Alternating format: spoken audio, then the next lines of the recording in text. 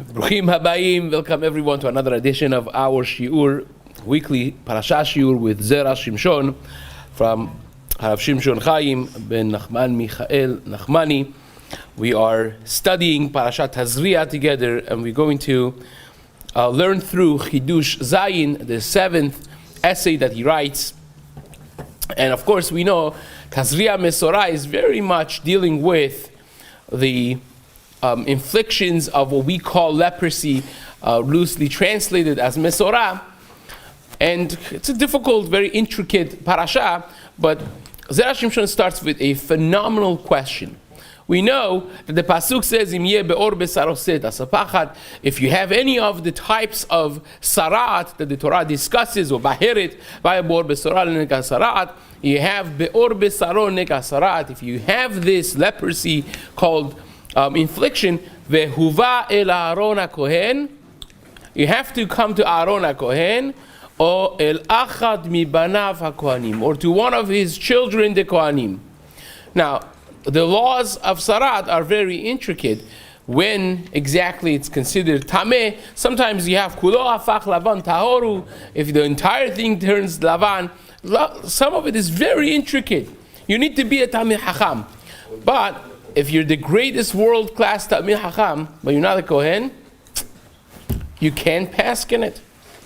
But if you're a Kohen, a Ma'aretz, an ignoramus Kohen, you could paskin. You bring a Tameh Hacham, he checks it, he tells the Kohen the halacha, the Kohen says Tameh, it becomes Tameh. Says Ta'or, becomes, but it has to be coming from the Kohen. Why? Why can't this just be like a regular halacha across the whole Torah? You go to Tameh Hacham, you go to a Posek, you go to a Moreh Hora'ah, and he will paskin the halacha. Why do you need a Kohen over here? It doesn't work without a Kohen. And furthermore, says the Zera Shimshon, there's a strange midrash in Vaikra, at the end of Parshat Tazria, says, Amar Rabbi Levi, I'll read it to you, B'Shem Rab Chama Bar Chanina, Sar Gadol Hayala Moshe B'Davar Zeh. Moshe Rabbeinu was very mista'ir. He was hurt for Aaron, for the kavod of his brother. He said, Aaron, my dear brother, my older brother is going to sit there and look all these infections and the sarat. It's lo kavod. He wants to read. He wants to sit and learn Torah, deal with the kochim in the Bet HaMikdash. That's one thing. But to sit and look at the hair and the scalp and the body and who knows where is the body, it's really not respectful activity for Aaron HaKohen. And HaKadosh Baruch Hu tells him, don't worry about it. Because he's getting 24 matanot keuna. He's getting 24 matanot keuna. Doesn't he get because of this? Sarat, 24 matanot keuna. Because of this, we know that Kohanim, Shevet Levi, they receive 24 different gifts, matanot keuna. But what is the connection with this? That he is checking and involved with the negat sarat, with the leprosy. So he discusses 4 different levels of answers here, and we're going to go through all of them, focusing really on the 4th one. Lefi pshat nuchal latet shne ta'amim. 2 first ones, based on the simple understanding of the pashut pshat. Lama davka dina legayim asur biyad kohen. Why is it given to the hand of the kohen to paskin the laws of tzarat? Because the Gemara says in Masechet Brachot, daf he amud bet, there the entire daf he talks about yisurim.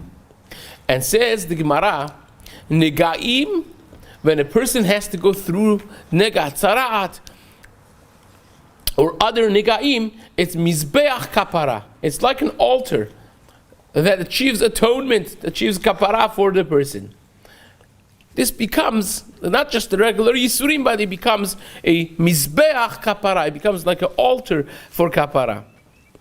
And therefore, just like mizbeach, all the laws of korbanot that achieve kapara is given to Kohanim, they are the ones who achieve kapara for us on our behalf.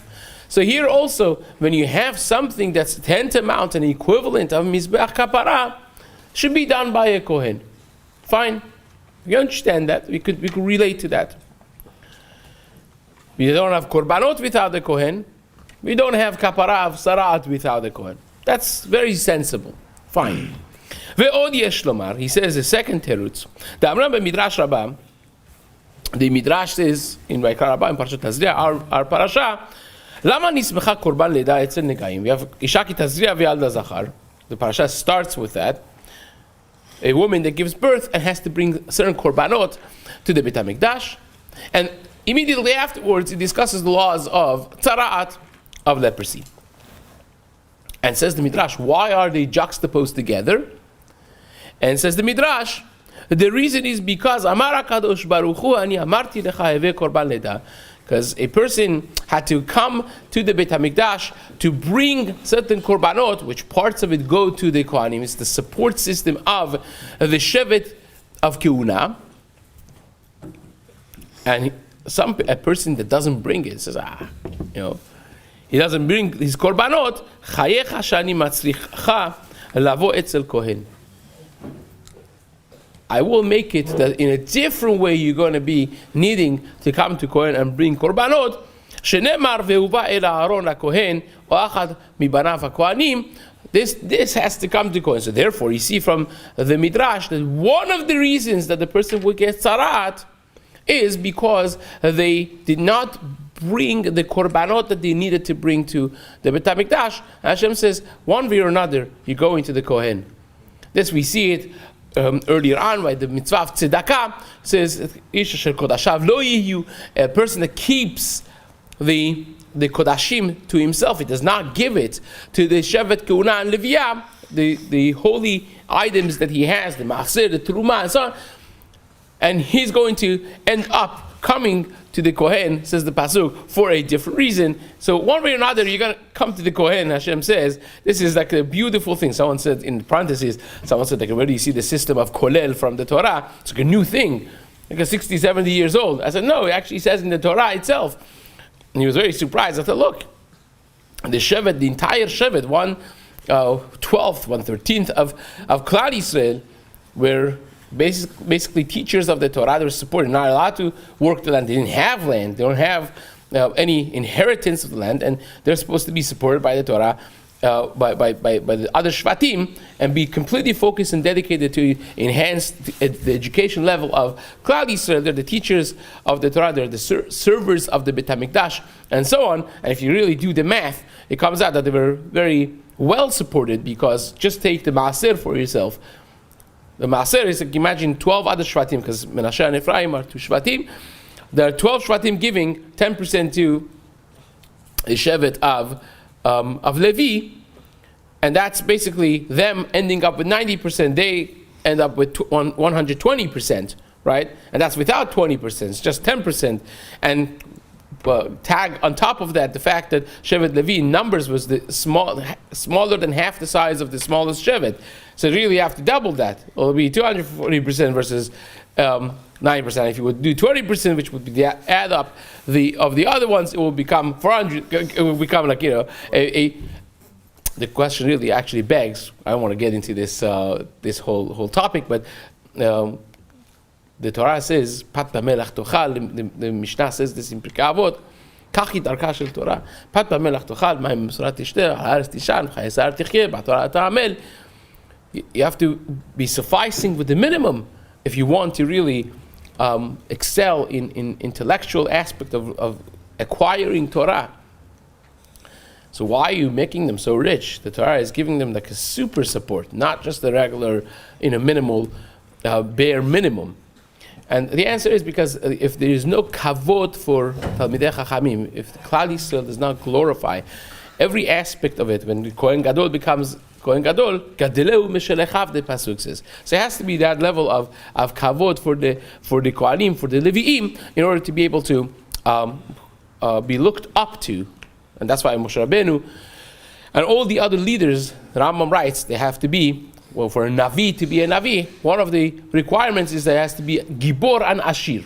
Why? Rambam says because that's how naturally a person could respect a an individual that has what people glorify in their lives as well. Again, there's this deeper concept that we have to discuss a different time. But be as it may, says the Zera Shimshon, HaKadosh Baruch Hu has a airtight system. You don't come for this, you're going to end up coming. So therefore, it has to be a Kohen, because this is something that's owed to the Kohen. It has to be done with the Kohen. So those are the two simpler understandings that he says based on Pshat. Now says the Zera Shimshon, Od yesh lomar ta'am acher, ubo yetoratz gam midrash hanal. There's another reason, and he also answers the reason of this midrash that we brought in the beginning. Everyone knows that Sarat, it was a spiritually initiated physical infliction, and the Gemara tells us in Masechet Erchin Daf Tetvav, the entire Daf Tetvav in Masechet Erchin talks about Lashon Hara. There it says that it's equivalent of the three cardinal sins, like Magdil Averot Keneket Shalosh Chamurot. And there the Gemara also says that Sarat comes, Metzorah, comes from the Avon of Lashon Hara. And it says, Metzorah is Motzi Ra. Metzorah is like no tarikun, Motzi Ra, the Gemara says.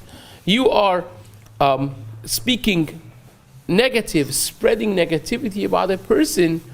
That becomes the source and the reason behind this infliction called Sarat, called Metzorah. Zot Torah tiyeh Torat ha-Metzorah motzi shem ra. Umi shemotzi shem ra al chavero, a person that spreads negativity about his friend, he certainly has some sort of a psul in his lineage. The Gemara tells this to us at length in Masechet Kiddushin Daf Ayin Amud Aleph. The Gemara there discusses with the story, very interesting story attached to it. But the Gemara says, Kol ha-posel, Shmuel says this din, Kol ha-posel pasul, ubemumo hu posel. Any person that calls other people disqualified, he himself is disqualified. He is missing something in his lineage. Something has gone wrong in his Jewish lineage. Because a Jew does not do these types of things. Does not go around hassling and invalidating people, calling them negative things in public eye.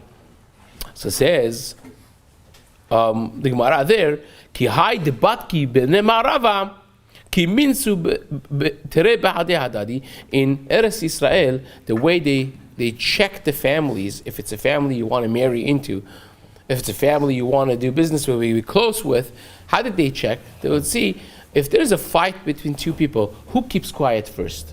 Who stops it? When they could answer, but they don't. And they would say, oh, they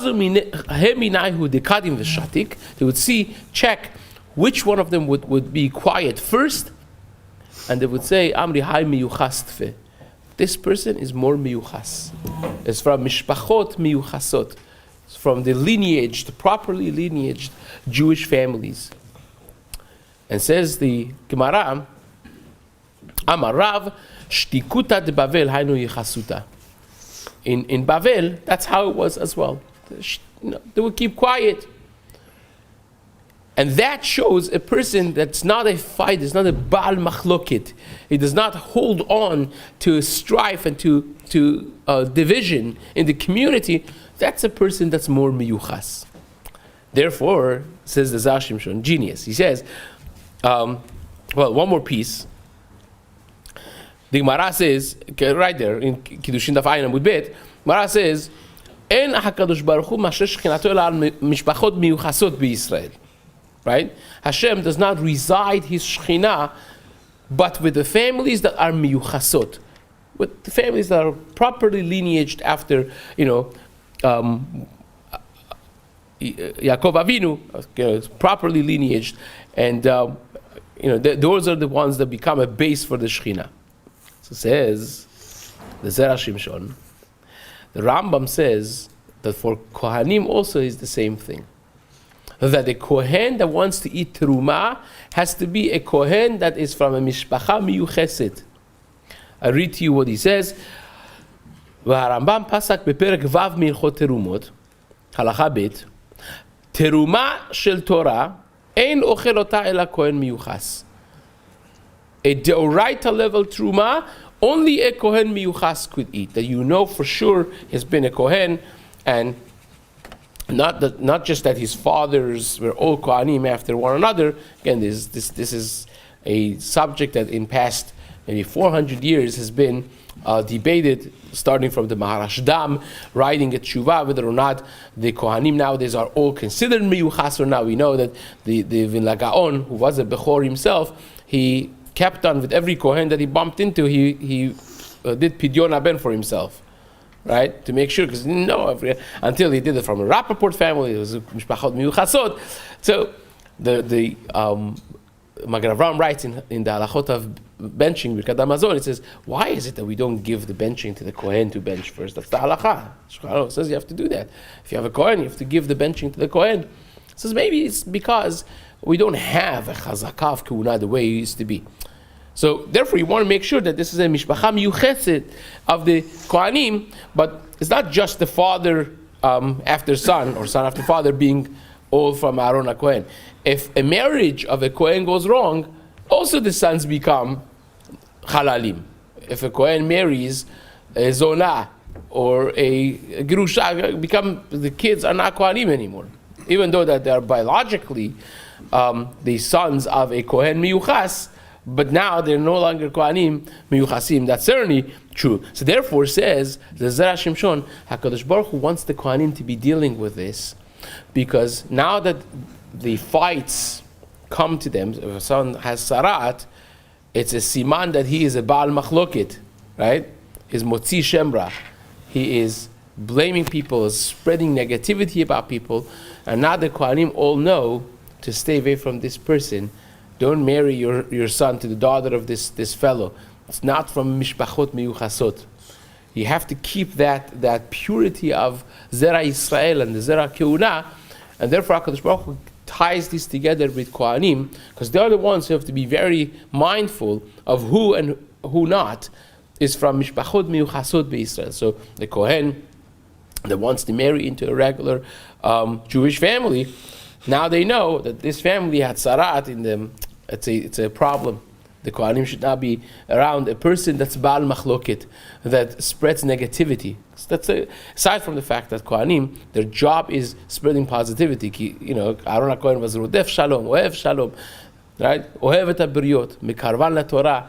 So that's the pinnacle of leadership of kohanim, is someone that brings people together, not someone that separates people by spreading negativity. That's maybe another element that he does not mention, but maybe worthy of being mentioned. So therefore, says the Zera Shimshon, the teretz of HaKadosh Baruch Hu, the answer of Hashem to Moshe, makes a lot of sense. This is what Hashem is answering Moshe. Kshaya mistayer, when he was hurt for Aaron, he's going to be dealing with these dirty things. Amar lo HaKadosh Baruch Hu, Hashem says to him, Adarabah, on the contrary, Shevach, this is tremendous, because through this, he gets to know which mishpachot are miyuchas, which families are proper families, that he should stay away from those who have sarat, because that's a sign that they are not mishpachot miyuchasot, and this way, his children and his children's children will all be kohanim miyuchasim. There will be proper families that are fit for Shekhinah to rest upon them, and to be not halalim, not problematic Zera Kehuna, and therefore it's actually a schar for Aaron HaKohen to be involved with this aspect. Good. Now the fourth one, probably in some sense the most interesting answer that he gives, getting a little bit more into the remez and sod, says bederach acher od yesh lomar. Shi'adu ma she'amru Chazal. We know what Zohar HaKadosh says in Chelek Aleph of Zohar, Daf Memchet Amud Bet. שהקדוש ברוך הוא תיקן את חווה ב-24 תכשיטין. The number 24 is not an arbitrary number. HaKadosh Baruch Hu, when creating Chava, beautified her with 24 levels of tachshitim. And again, Rab Tzadok HaKohen Lublin writes, anytime that we talk about beauty, it's levels of kedusha and yirat shamayim. So there are 24 levels of kedusha over here for Chava. And afterwards, he brought her to Adam HaRishon. Keminyan vayevieha. Vayevieha, that Hashem brought Chava to Adam. What's the gimatria of vayevieha? Right? Do the math quickly. Like Vav, 24. Vav and He is 11. Yud is, right, that's a good guess. Right? Yud is 10. Right? And Aleph and Bet. So you have 24 El HaAdam. Because it doesn't say, it's written Chaser. Now, the Nachash, with the Lashon Hara that he did, it was the source of negativity, spreading negativity, the first one. He turned this Vayevieha, this 24 levels of Kedusha, to Eva. It's the same exact letters. Like you switch the letters around, Vayevieha would be Ve'eva, Vav, Aleph, Yud, Bet, Hey. And that's, it says, Ve'eva Ashit, Hashem's curse to Nachash, to the snake was, Ve'eva Ashit, I will place Eva between you and the human race. Right? So that's 24. He created 24 levels of Tum'ah, Nachash. So the original Kedusha and Tum'ah of the world was really the 24, which was turned into 24 negativities. וקלקל באותם 24 תכשיטין שהיו כנגד 24 סירופי אדנות. Really, there are 24 different ways of writing the name of Adnut. Without getting into it, I have all of them figured out over here. With time, I would bore you with it, but it's like 24 different Sirufei Adnut that they exist. And that's the 24 levels of Kedusha, and says the Zera Shimshon, the Nachash, destroyed that and turned that to negativity with his Lashon Hara, with his spreading of negativity. ובחטא זה מתקבר הנחש ב-24 זיני דמעשה אבותא כדאיתא בזוהר. Really, the truth is, the Midrash also says this. The Midrash says there are 24 different types of negaim. Right? So really, this is Kaftorah, it fits so perfectly that the negaim are exactly the levels of tum'ah and negativity that were brought to this world by Nachash. It's really the first thing that happened as the first sin in the world.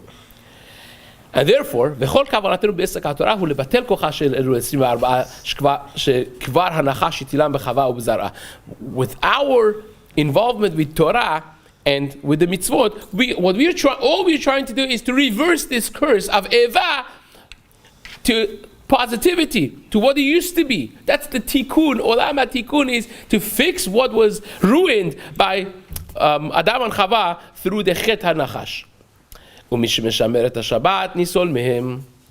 Someone that keeps Shabbat is saved from them. As the Gemara says this really in Masechet Shabbat Taf Kuf Yud Chet, because on Shabbat the mazikim were not in existence. By the way, how many hours is a day? 24. Whoa. It's not arbitrary. It is the 24 hours that there is no mazikim, כמו שאמרו ז"ל, in Sifrim, Parshat Bechukotai, al mizmor shir leyom HaShabbat. When we say mizmor shir leyom HaShabbat, this is the mizmor of Shabbat. Adam HaRishon said when Shabbat came in. Zeu sheramaz hakatuv. This is the remez that says v'shamru. Take a look at the Rashi Tevot. V'shamru bnei Yisrael et HaShabbat Rashi Tevot ve'eva. Right? V'shamru bnei Yisrael et HaShabbat is exactly those words that Nachash created. Ve'eva, ve'evieha is going back to that original sin. The tikkun of that is those 24 hours of Shabbat kept properly, attaching yourself to HaKadosh Baruch Hu when the mazikim are not in effect.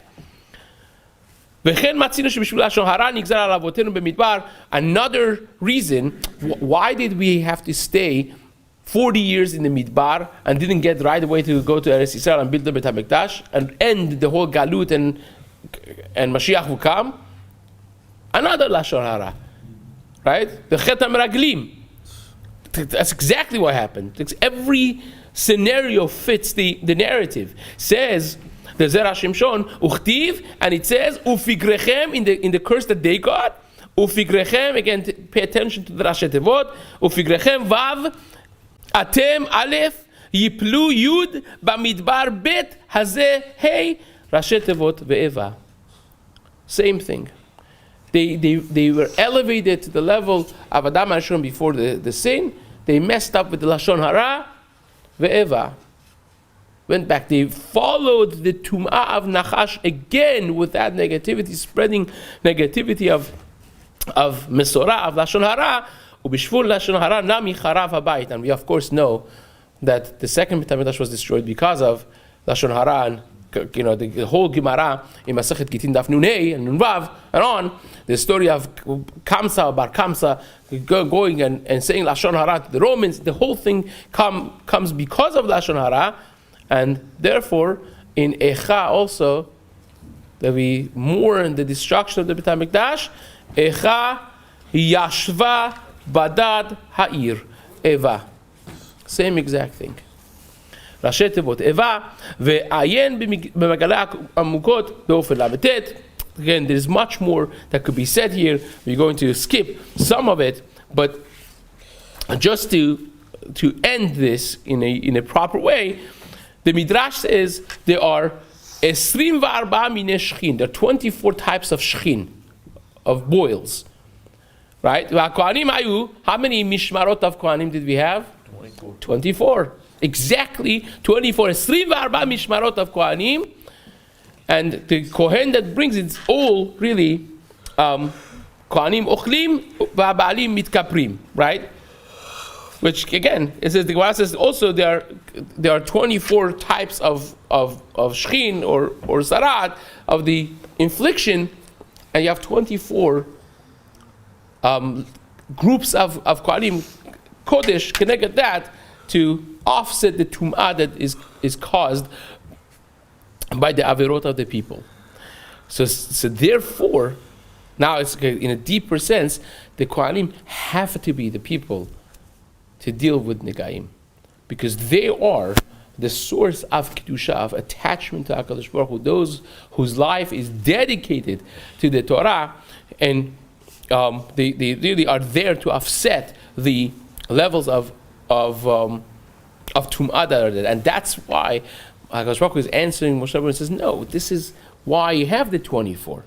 Because there's the 24 levels of tum'ah that causes this, and they have the 24 levels of kedusha to offset this, so that has to be done by Aaron Ubanav. And probably something that he doesn't say over here, but to take this home, really a message for ourselves, is the fact that how many Sifrei Tanakh do we have?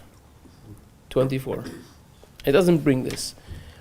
But there are 24, the Kaf Dalet Sifrei Tanakh.